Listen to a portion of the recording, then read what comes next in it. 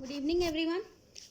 आज स्टार्ट करते हैं अपने न्यू क्लास के साथ। और ये जो चैप्टर होगा हमारा that is of the 7th class physical and chemical changes. ठीक है, यस। कुछ बुक्स में जो है इस चैप्टर का नाम जो है डिफरेंट दिया हुआ है। फॉर एग्जांपल एनसीईआरटी को अगर आप फॉलो करते हो तो एनसीईआरटी में इस चैप्टर का नाम दिया हुआ है हाउ थिंग्स चेंज। सबसे पहले ना इस चैप्टर को स्टार्ट करने से पहले हम कुछ चीज़ों के बारे में समझेंगे कि एग्जैक्टली क्या हम लोग ये सारी चीज़ों को अपने एनवायरनमेंट में होते हुए देखते हैं। मेरे पास एक ग्लास है, ठीक है, I am having a glass का ब्रेक हो जाना ये मैं बहुत बहुत फ्रिक्वेंटली अपने घर में देखती हूँ। ठीक है, टीयरिंग ऑफ पेपर का फट जाना ये भी मैं अपने घर पे देखती हूँ। देन आइस का melt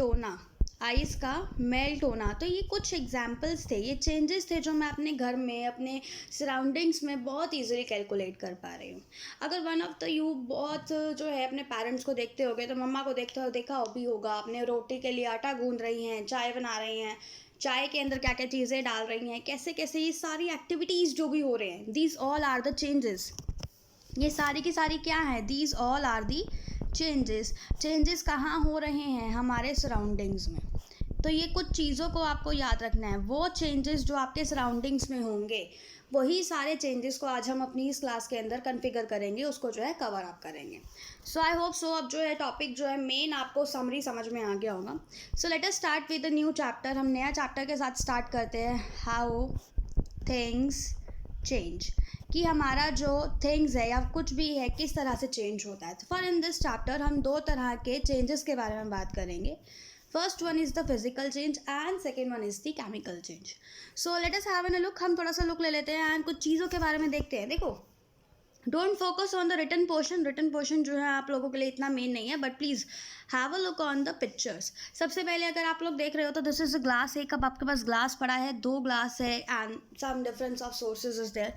this is a pot. ये एक पॉट के अंदर जो है आपके पास कर्ड है, ठीक है। Then second, a person is cutting the paper with the help of scissors and another one comes to the two persons or single, I can say that one person is stretching the thread or rubber band, you can say, melting of ice, melting of wax of a candle। तो ये सारी चीज़ें मेरे पास changes है जो मेरे daily environment में मुझे देखने को मिलती हैं। अब ऑब्वियसली बात है, अगर मैं देख रही हूँ तो कहीं ना कहीं आप लोग भी ये सारी चीज़ों को देख रहे होंगे, ठीक है। Now let us have a look. हम देख लेते हैं कि क्या क्या चेंजेस हम लोग देखते हैं। Dissolving of sugar in water, yes, very frequently. गर्मियों का मौसम है और नींबू पानी ना पिया जाए ऐसा हो नहीं सकता, और नींबू पानी के अंदर चीनी ना मिलाई जाए ये तो कभी भी नहीं हो सकता, ठीक है। तो this is also a great example of जो है चेंज है। फॉर्मेशन ऑफ कर्ड, दूध से दही का बनना, ठीक है। फिर cooking of food, cutting of a piece of paper, stretching of a rubber band, melting of ice, melting of wax, boiling of water.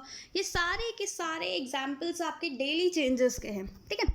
Now come to the next thing. हमारे पास जो है चेंजेस का मतलब तो समझ में आ चुका होगा कि भाई कोई भी चीज़ है वो अपनी फिजिकल प्रॉपर्टीज़ या फिर सिंपल बोलो स्टेट चेंज हो गया है, उसका शेप चेंज हो गया है। अगर आपने पीछे देखा हो तो क्या क्या चेंज होता है, अगर आप देखोगे तो एक स्टेट चेंज हो सकती है किसी भी ऑब्जेक्ट की, ठीक है। शेप चेंज हो सकती है। स्टेट चेंज कैसे होगी, अब मान लो कि मैं अभी इस जगह पे खड़ी हूँ, मुझे किसी ने पुश कर दिया पीछे से एंड आई स्टार्ट चेंजिंग, मतलब मेरी जो है स्टेट चेंज हो जाएगी। पहले मैं रेस्ट पे थी, अब मैं मोशन में आ गई हूँ। शेप कैसे चेंज होगी, अभी आपने देखा रबर बैंड को स्ट्रेच करते हुए, रबर बैंड पहले जो है सर्कल में होता है बट जैसे ही इसको स्ट्रेच करते हैं तो ये ओवल शेप में आ जाते हैं। तो ये क्या है, changes in the shape, these all are the changes, ठीक है। now comes to the types of changes। इसके पास हम पहले जाते हैं, हम थोड़ा सा ब्रीफ ले लेते हैं। there are two types of changes। हमारे पास दो टाइप्स के चेंजेस होते हैं। फर्स्ट होगा मेरे पास फिजिकल चेंज और दूसरा होगा मेरे पास केमिकल चेंज। ये इसमें थोड़ा सा लिख नहीं पा रही हूँ, ठीक है। ट्राई करते हैं। मेरे पास जब एक फ़िज़िकल चेंज के बारे में बात करेंगे, हम वन बाय वन दोनों के बारे में देखेंगे कि एग्जैक्टली क्या कहता है और क्या नहीं कहता है। तो सिर्फ इसमें देखेंगे जब आपकी फ़िज़िकल प्रॉपर्टीज़ ऑल्टर होंगी, I am repeating this sentence again, जब आपकी फ़िज़िकल प्रॉपर्टीज़ ऑल्टर होंगी तो वो फिज़िकल कैटेगरी के अंदर आएगा, और जब आपकी केमिकल प्रॉपर्टीज़ चेंज हो जाती है किसी भी ऑब्जेक्ट की, उसको जो हम रखते हैं केमिकल चेंज के अंदर। Now see, one by one we will deal and देख लेते हैं क्या लिखा हुआ। Physical change, chemical change, no new substances form and new substances form. इसको भी देखते हैं क्या कहा क्या नहीं कहा है, one by one we will see. चलो सबसे पहले फिजिकल चेंज पे आ जाते हैं, इसको पहले डिटेल में पढ़ेंगे। कुछ वर्ड्स बोल रही हूँ वो देखना है आपको। फिजिकल प्रॉपर्टीज चेंज होंगी इसके अंदर कौन सी प्रॉपर्टीज चेंज होंगी? फिजिकल प्रॉपर्टीज, पीपी बोल सकते हो शॉर्ट फॉर्म के अंदर, ठीक है। फिजिकल प्रॉपर्टीज में आपको क्या देखने को मिलेगा? स्टेट चेंज हो सकता है। स्टेट 3 होती हैं। 3 स्टेट कौन सी होती है? Solid, liquid and gases. ये 3 प्रॉपर्टीज़ आपको देखने को मिलेंगी। बहुत इजी है, बहुत लोग देखते भी हो घर पे, मम्मा ने पानी लिया, पानी को फ्रीज़र में रख दिया, फ्रीज़र में से आइस क्यूब बन गया, वही आइस क्यूब जो है आप मेल्ट हो जाएगा, लिक्विड में बन जाएगा, एंड देन उसी वाटर को अगर आप बॉयल होने के लिए रख देते हो then it will turns into the gaseous state. State change हो जाता है। Then we comes to the shape, change हो गई है उसकी, ठीक है। शेप भी चेंज हो जाती है। अभी आपको बैट बॉल खेलना है और जो है बैट बॉल खेलने के लिए you are not having the ball, but आपको जो है स्ट्रिक्टली इंस्ट्रक्शंस मिले हैं घर पे कि आपको बाहर नहीं जाना है ड्यू टू द कोविड, और आपको बॉल भी यूज़ नहीं करना है। क्यों? बिकॉज घर में शीशे लगे हैं। तो in that case what I will do, मैं एक पेपर लूँगी और पेपर की बॉल बना लूँगी। तो पेपर की बॉल बनाने के लिए what I just need to do is, मुझे थोड़ा सा फोर्स अप्लाई करना पड़ेगा और उस पेपर को क्रश कर दूंगी। जैसे ही पेपर को क्रश करूंगी उसका शेप जो है चेंज हो गया, ठीक है। तो स्टेट चेंज हो रहा है, शेप चेंज हो रहा है, उसका साइज चेंज हो सकता है, ठीक है ना। साइज भी चेंज हो सकता है। रबर बैंड लिया आप लोगों ने और रबर बैंड को स्ट्रेच कर दिया, स्ट्रेच करने के बाद क्या होगा? उसका साइज़ जो है चेंज हो जाएगा। बट जैसे ही उसकी स्ट्रेचिंग को आप छोड़ोगे वैसे ही वो अपने ओरिजिनल पोजीशन पे, वैसे ही वो नॉर्मल पोजीशन पे आ जाएगा, ठीक है, और अपने पुराने वाले साइज़ पे आ जाएगा। नाउ एक बहुत बड़ी चीज़, ये स्टेट चेंज जो होती है ये परमानेंट बेसिस पे नहीं होती, ठीक है। ये सारी की सारी चीज़ें जो होती हैं वो टेम्परेरी बेसिस पे होती हैं। दोबारा से बोल रही हूँ, फिजिकल चेंज के अंदर जितनी भी चीज़ें आपको मिलेंगी चेंज होती हुई, ऑल्टर होती हुई मिलेंगी, this all are just for the temporary basis. ये टेम्परेरी बेसिस पे होंगी, परमानेंट चेंजेस नहीं होते। साथ में एक और चीज़ है, no new substance is formed. कोई भी नई चीज़ बन के नहीं आएगी, न्यू सब्सटेंस फॉर्मेशन नहीं होगा। और अगर आपको कोई इनमें से एक चीज़ भी कहीं देखने को मिल रही है तो आप उसको बोल सकते हो that it is a physical change. Clear है? सो एग्जाम्पल्स देख लेते हैं एक बार फिजिकल चेंज के। देखो यहाँ पे लिखा हुआ है cutting of a paper into the pieces, ये फिजिकल चेंज है। Melting of ice, boiling of water, stretching a rubber band. Okay, ये तो बड़ा इंसिडेंटली हो गया कि जो एग्जाम्पल्स मैंने लिए थे वो सेम एग्जाम्पल्स आपको इस स्लाइड में मिल गए। Never mind. और रिवर्सिबल होता है, देखो एक वर्ड मैं बोलना भूल गई थी, दैट इज़ रिवर्सिबल। जितने भी होंगे टेम्परेरी बेसिस पे बोलने का एक ही रीज़न था कि ये जो है सारे के सारे क्या होते हैं? रिवर्सिबल होते हैं, रिवर्स हो जाते हैं। इनको दोबारा से उनकी नॉर्मल पोजीशन पे लेके जाया जा सकता है। So I guess physical changes clear हो गया होगा। Now we comes to the chemical changes, कि मेरे पास जो है केमिकल चेंज होता है वो क्या होता है, ठीक है। तो केमिकल चेंज को पढ़ने से पहले हम चीज़ सिंपल सी देखेंगे, इसके अंदर क्या चेंज होगा? उसका केमिकल प्रॉपर्टीज़ चेंज होगा। क्या चेंज होगा इसके अंदर? उसका केमिकल प्रॉपर्टीज़। केमिकल प्रॉपर्टीज़ है, ठीक है, ऑब्वियस सी बात है, उसके अंदर के जितने एटम्स होंगे, मॉलिक्यूल्स होंगे, उनके अंदर चेंजेस होगा, उनकी कंपोजिशन में चेंज होगा। खैर इतनी डिटेल में आपको नहीं जाना है बच्चा पार्टी, आपको सिर्फ छोटी छोटी चीज़ों पे रहना है, तो हम वही मेन पॉइंट्स याद रखेंगे। देखो सबसे पहला मेन पॉइंट, इसमें न्यू सब्सटेंस बनेगा, ठीक है। इसमें न्यू सब्सटेंस की फॉर्मेशन होगी। क्या होगी इसके अंदर? Formation of new substance. कोई भी नई चीज़ आपके पास बन के आएगी। सेकंड, ये इरिवर्सिबल है। क्या है ये? इरिवर्सिबल। ये चीज़ें याद रखना दैट इट इज़ इरिवर्सिबल। ये इरिवर्सिबल होने के साथ साथ इसको एक और टर्म के साथ जोड़ सकते हैं, एक और टर्म के साथ जोड़ सकते हैं, और इसको हम परमानेंट भी बोलते हैं। क्या बोलते हैं? Permanent change. वो चेंज जो परमानेंट होता है, जिसको आप रिवर्स नहीं कर सकते हो, जिसको जो है आप वापस से उसकी नॉर्मल पोजीशन पे नहीं ला सकते हो। बात समझ में आ गई? तो ये था मेरे पास केमिकल चेंज के बारे में। जब भी केमिकल चेंज के बारे में आप लोग डील करोगे तो आपको एक टर्म और देखने को मिलेगा, दैट केमिकल रिएक्शन होगा। सब्सटेंस के अंदर क्या होगा? Chemical reaction. ठीक है, केमिकल रिएक्शन को समझने से पहले हम रिएक्शन को समझते हैं। रिएक्शन वो होता है जो कुछ चीज़ों के बीच में होगा। सिंपल ले लेते हैं, आपको जो है एसिड बेसिस और सॉल्ट वाले चैप्टर में भी समझाया था। जब भी हम एक रिएक्शन लेते हैं तो वो किस में होगा, मेरे पास एक रिएक्टेंट होगा। ठीक है, रिएक्शन हमेशा किस में होगा, रिएक्टेंट्स के बीच में, और बनाएगा क्या, प्रोडक्ट बना देगा। ये चीज़ आपको याद होनी चाहिए अब तक। रिएक्टेंट्स कोई भी हो सकते हैं, A प्लस बी ले लेते हैं हम, और प्रोडक्ट क्या बनेगा, C। देखो मैंने यहाँ पे क्या बोला, A प्लस बी दो अलग अलग चीज़ें थी, बन करके क्या आई, बिल्कुल न्यू चीज़ बन करके आ रही है।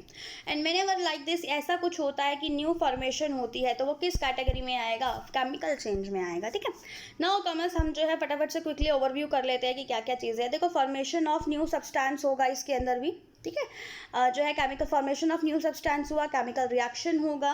केमिकल रिएक्शन अगर हो रहा है तो पेपर के अंदर केमिकल इक्वेशन लिखना बहुत ज़रूरी है। I am repeating again, chemical reaction अगर हो रहा है तो केमिकल इक्वेशन लिखना बहुत ज़रूरी है।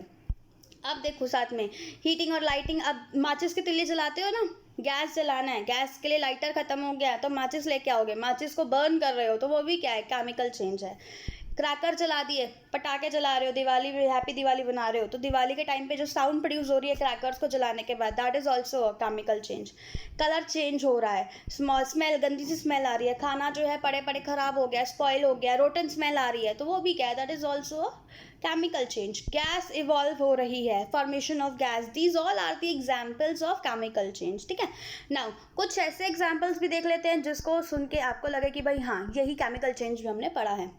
सबसे पहले आपको स्क्रीन पे दिखाई दे रहा होगा, यहाँ पे पिक्चर जो दिखाई दे रही है, हाइलाइटर चेंज करते थे। देखो पिक्चर आप दिखाई दे रही है यहाँ पे, दिस इज आयरन, आयरन के ऊपर रस्टिंग हो गया है, रेड रेड कलर का आपको दिखाई दे रहा है कि जंगला है, और जंगला जो है पूरी तरह से गल गया है, उसके अंदर जो है रस्ट हो गया, कोरोजन हो गया। ठीक है, then burning of a wood, wood जो है बर्न हो रहा है। जब जब भी वुड मेरा बर्न होगा, कार्बन डाइऑक्साइड रिलीज होगी। ठीक है, और जो कार्बन डाइऑक्साइड क्या है, it is a kind of a gas, एक न्यू सब्सटेंस बन रहा है। देन आते हैं फॉर्मेशन ऑफ कर्ड, कॉड की फॉर्मेशन हो रही है। खाना बना लिया भाई, बहुत टेस्टी टेस्टी यमी यमी खाना बना लिया, जिसको देखने के बाद रहा नहीं जाता, खाना खाने का मन करता है। तो ये सारी की सारी चीज़ें क्या है, हमारे पास केमिकल चेंज है। तो अब देखते हैं वन बाय वन, देखते हैं कि आपकी जो एनसीईआरटी है या जो आपकी दूसरी बुक्स है उसमें किस किस के एग्जाम्पल्स दे रखे हैं। तो फर्स्ट ऑफ ऑल, हम जब भी केमिकल चेंज पे आते हैं तो केमिकल रिएक्शंस में बहुत फेमस आपके पास जो है एक रिएक्शन है, उसको याद करना, that is chemical combination reaction. ठीक है, इसको क्या बोलते हैं, केमिकल कम्बिनेशन रिएक्शन। कम्बिनेशन से समझना, दो चीज़ें मेरे पास क्या हो रही हैं, कंबाइन हो रही हैं। क्या हो रही है, दो चीज़ें कंबाइन। फॉर एग्जांपल मैंने ए ले लिया, उसको मैंने बी के साथ जो है कंबाइन कर दिया, और मेरे पास एक नई चीज़ बन गई है, दैट इज़ द सी। तो सी को बनाने के लिए जो ए और बी है ना, इसको कंबाइन होना पड़ेगा, इसके अंदर कुछ केमिकल प्रॉपर्टीज़ चेंज हुई होंगी इनकी, है ना। तो जब केमिकल प्रॉपर्टीज़ चेंज हो गई इनकी, तो मेरे पास एक न्यू सब्सटेंस बन के आएगा। अब एग्जाम्पल्स देख लें, कहाँ कहाँ पे हमें केमिकल चेंजेस होते हुए दिखाई देते हैं, अपने घरों में कहाँ कहाँ देखने को मिलते हैं। सबसे बेस्ट एग्जाम्पल है, बेस्ट, आजकल सब जो है एप्पल तो खा रहे हैं, एप्पल को खा रहे हो ना। एप्पल को देखो, मेरे पास एक एप्पल है, मैंने इस एप्पल को दो पार्ट्स में कट कर दिया, और दो पार्ट्स में कट करने के बाद मेरे पास ये दो इक्वल पार्ट्स आ गए। इसको अगर मैं थोड़ी देर के लिए ओपन छोड़ देती हूँ, बिल्कुल टच नहीं करती, खाती भी नहीं हूँ, अपनी भूख को कंट्रोल कर लेती हूँ, तो क्या होता है, कुछ देर बाद मुझे देखने को मिलेगा कि इसके अंदर जो है रेड रेड हो गया। ठीक है, मेरा जो एप्पल का सरफेस है वो रेडिश हो जाता है। तो ये जो रेडिश हो रहा है एप्पल का सरफेस, वो क्यों हो रहा है, कभी किसी ने सोचा है कि ऐसा क्यों होता है। तो यहाँ पे जो इसका रीज़न है वो है because of the presence of air. Air है, एयर में क्या चीज़ प्रेजेंट होती है, ऑक्सीजन प्रेजेंट होती है। अब बहुत सोचने के बाद मुझे याद आया कि जो एप्पल है, एप्पल के अंदर एक एंजाइम होता है। ठीक है, एंजाइम मत याद करो, आप सिंपल बोलो कि एप्पल जो है उसके अंदर क्या होता है, एप्पल के अंदर होता है आयरन। क्या होता है, आयरन। एप्पल हम आयरन को कंज्यूम करने के लिए तो खाते हैं ना। सबसे बेस्ट न्यूट्रिएंट जो मुझे मिलेगा, जो विटामिन मिलता है, जो न्यूट्रिएंट मिनरल्स मिलते हैं, तो कौन सा है, आयरन है।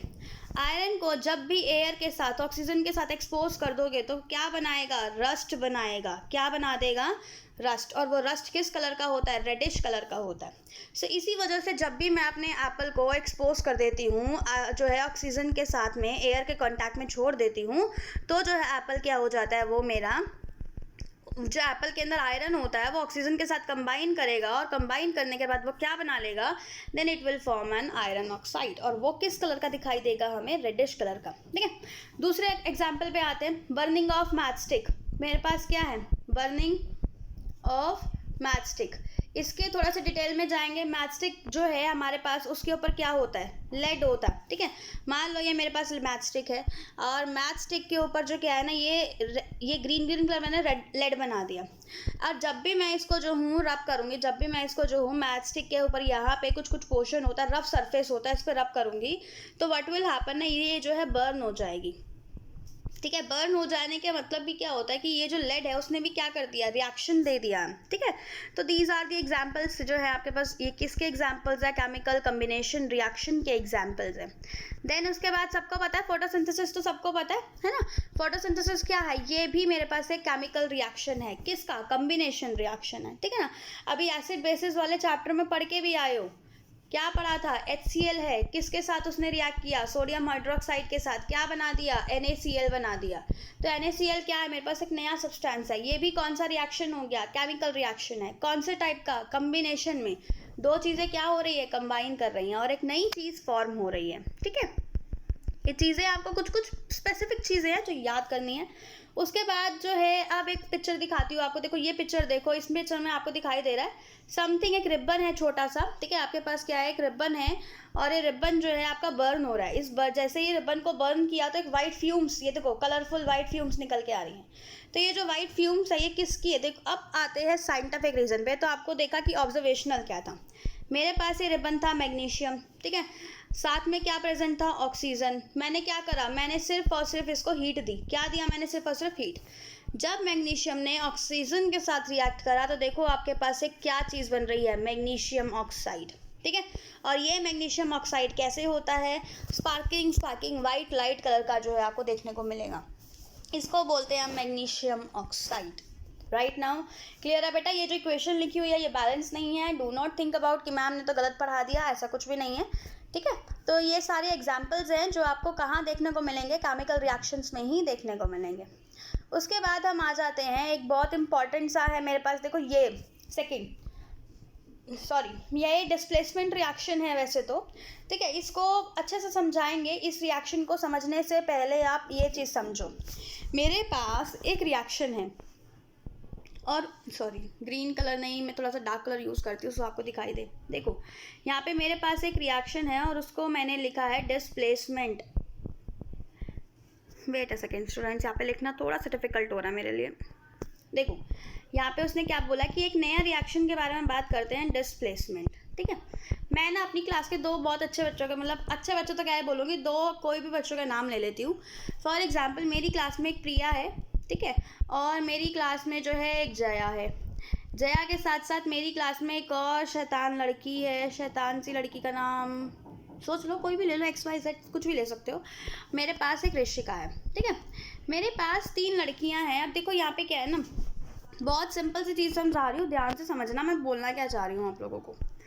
मेरी जो रिया है और जो जया है, they always sits with each other, हमेशा एक साथ बैठती है। पर ऋषिका जो है वो अकेली बैठती है, और ऋषिका का पार्टनर जो है जो ऋषिका का पार्टनर है वो छुट्टी पे है। देन क्या हुआ, ऋषिका मेरे पास आई एंड ऋषिका ने मुझे कहा कि मैम मुझे ना आज जो है मुझे रिया के साथ बैठना है। मुझे किसके साथ बैठना है, रिया के साथ बैठना है। तो मैंने कहा कुछ स्पेशल चीज़ है, कहती मैम नहीं बस मेरा मन है। ठीक है, मैं भी, मेरा मूड अच्छा था, या फिर सिंपल बोल लो कि ठीक है कोई बड़ा इशू नहीं है। मैंने क्या करा, मैंने सिंपल सी चीज़ बोली, मैंने जया को बोला, जया बेटा आप थोड़ा सा साइड में आ जाओ और ऋषिका को रिया के साथ बैठने दो। देखो अब यहाँ पे हुआ क्या ना, एग्जैक्टली उसको देखो। शुरुआत में कौन साथ में बैठा था, जया बैठी थी किसके साथ, रिया के साथ। अकेला कौन था, ऋषिका। बट अब क्या हो गया, ऋषिका किसके साथ आ गई, रिया के साथ। अकेला कौन हो गया, जया।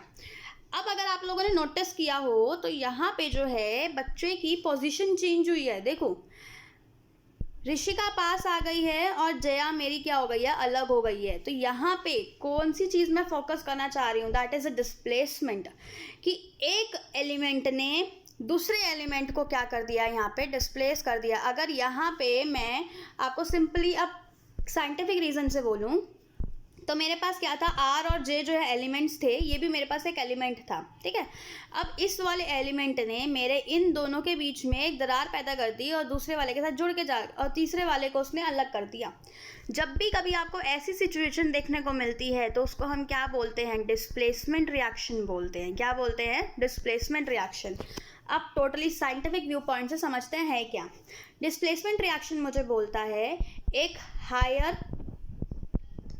पावरफुल, मतलब जिसकी पावर जो ज़्यादा होती है, हायर पावरफुल एलिमेंट जो है वो लीस्ट पावर वाले एलिमेंट को डिस्प्लेस कर देगा, ठीक है। किसको डिस्प्लेस करेगा, लीस्ट पावर वाले एलिमेंट को डिस्प्लेस कर देगा अपनी पोजीशन से, मतलब वो पे डिस्प्लेस कर दिया है उसने, ठीक है। तो इसको बोलते हैं डिस्प्लेसमेंट रिएक्शन। अब देख लेते हैं, एक एग्जांपल देख लेते हैं यहाँ पे, अब आपको बहुत अच्छे से समझ में आ जाएगा, ठीक है। यहाँ पे आ जाओ। अब रिएक्शन है कॉपर सल्फेट के बीच में है और आयरन के बीच में। आयरन जो है मेरे पास बहुत तगड़ा है, अच्छा खासा तगड़ा, भाई इसका पास जो है बहुत ज़्यादा एनर्जी होती है, बहुत हाई पावर का है। अब कॉपर सल्फेट है, कॉपर सल्फेट का आपको यहाँ पे सोल्यूशन दिख रहा है, ठीक है। पहले हुआ क्या है, कॉपर सल्फेट ब्लू कलर का है, आयरन मैंने इसमें डाल दिया। जैसे ही मैंने आयरन डाला इसके अंदर तो इसने सल्फेट के साथ जो मेरा कॉपर था उसको डिस्प्लेस कर दिया है और आयरन मेरी उसकी जगह पे जाके बैठ जाता है और एक नया कंपाउंड बन जाएगा जिसको हम क्या बोलते हैं, आयरन सल्फेट, ठीक है। और किसको अलग कर दिया इसने, कॉपर को। तो यहाँ पे अगर आप लिंक करना चाहो तो अगर मैं बोलूँ कि कॉपर सल्फेट जो थी रिया थी और आयरन तो थी जया थी, सॉरी अभी यहाँ पे कुछ हो गया, ठीक है। अब देखो यहाँ पे कॉपर जो था वो मेरे पास रिया थी और जो सल्फेट है वो जया थी, अगर आपको पुराने वाला एग्जाम्पल याद हो तो। और जो मेरे पास ऋषिका आई वो आयरन के फॉर्म में आई। अब ऋषिका ने बोला कि मेरे को रिया के साथ बैठना है, ठीक है। तो मेरे पास क्या हुआ, आयरन सल्फेट मेरे पास जुड़ जाता है और साइड में मेरे पास क्या हो जाता है, जया दूर रह जाती है। तो जया दूर रहने का मतलब क्या है कि मेरा जो कॉपर है वो थोड़ा सा साइड हो गया, ठीक है, डिस्प्लेस कर दिया। हायर पावरफुल ने लीस्ट पावरफुल को डिस्प्लेस कर दिया उसकी पोजीशन से। और जब ऐसी सिचुएशन आपको